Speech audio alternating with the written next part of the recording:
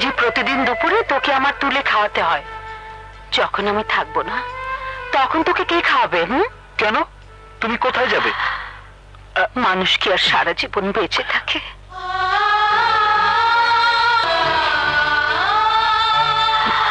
মানুষ সারা জীবন বাঁচে না, কিন্তু তুমি যেদিন থেকে থাকবে না সেদিন থেকে আমি দুপুরে খাবোই না।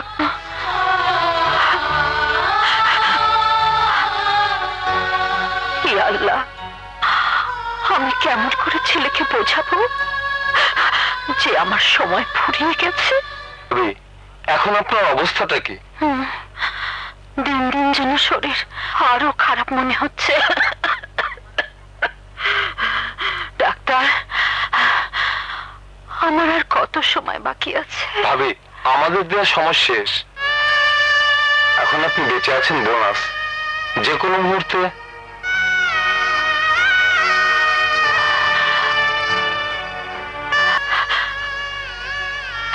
এই কথাটা আমার শ্রাবণকে বলবেন না, ও জানলে ভেঙে পড়বে, ওর লেখাপড়া হবে জি না। ম্যাডাম, বলবো না।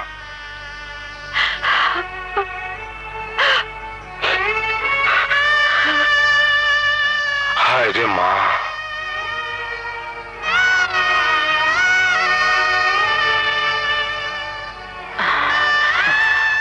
মা, ডাক্তার চাচা কি বললো? বলল আগামী সপ্তাহে আবার দেখা করতে। জটিল কিছু না। মা, তুমি সত্যি বলছো তো? হ্যাঁ রে বাবা, চল। চলো। শ্রাবণ, তোকে একটা কথা বলবো বলবো করে বলাই হয় না। তোর নামে ব্যাংকে আমি 25,000 টাকা জমিয়েছিলাম। কই, আগে তো কখনো বলনি, আর এখনই বলছো কেন? না মানে হঠাৎ করে মনে হলো তাই বললাম। আমি চেক বই সই করে রেখেছি, যে কোনো সময় তুই তুলে আনতে পারবি। ওই টাকা তুলে আমি তোমার চিকিৎসা করাবো।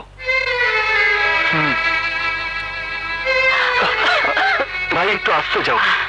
ও মা, মারে মা ওষুধ খাবে? মা, মা, মা,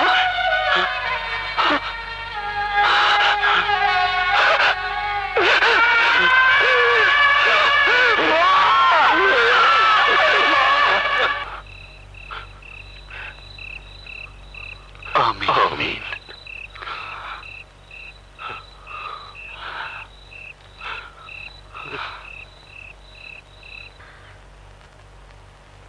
আজ 3 দিন হয়ে গেল।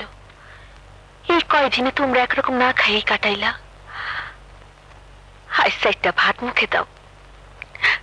মানুষ তো আর চিরদিন বাইসে থাকে না। তোমরা না খাইলে চাষির আত্মা কষ্ট পাইব। আহো ভাই, দুগা ভাত খেলো। আহো।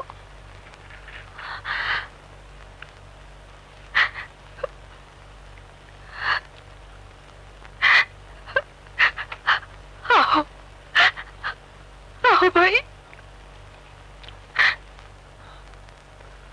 আমি ভাত খাবো না বোন, নানটুকে খাওয়া। তোর খাইতে মন চায় না, আর আমার খুব খাইতে মন চায়। ও ঠিকই কইছস, তুই সত্য কথা কইছস।